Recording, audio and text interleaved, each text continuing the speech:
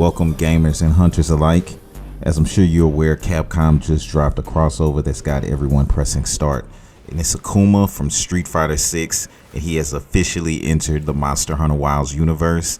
And he didn't come to carve tails, he came to throw hands. This isn't just a reskin, folks. This is a full-on combat transformation. With ultimate strength mission, Akuma becomes a viable pseudo 15th weapon, custom animations, his signature moves, and a whole new brawler style playstyle that's honestly just fun as hell. And you ever want to just walk up to a Rathios and say, "Catch these hands"? Akuma makes that dream come true. Swords, lances, nah, just vibes and violence.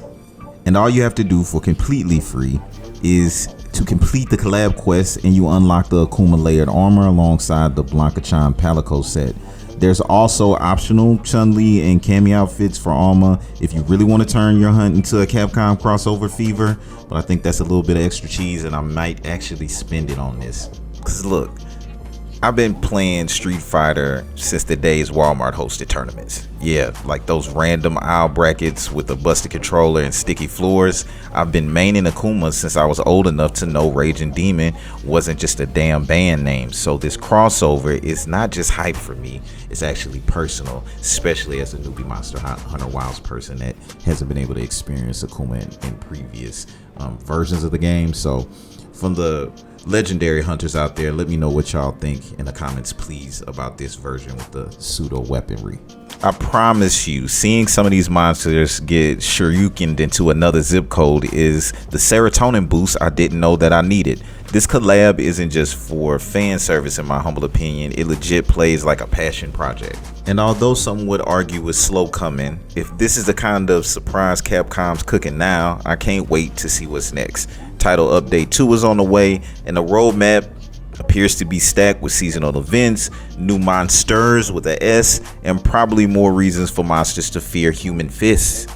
And look, I know Expedition 33 is the critics' favorite for the game of the year, understandably, and I truly respect it. But as a relatively newbie person to this game and to this series, Monster Hunter Wilds is still my personal game of the year. Faults and all, I just appreciate how it keeps developing.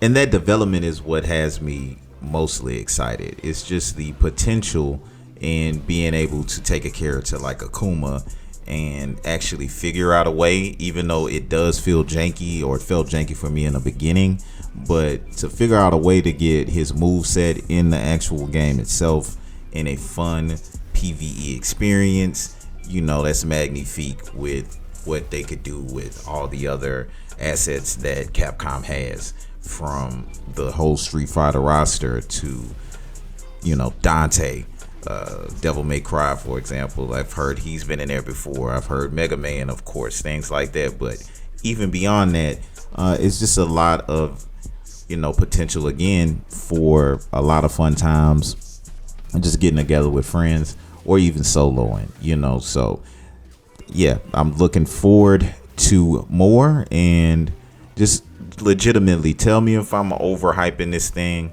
and if you actually hate it and or not, you know what I'm saying?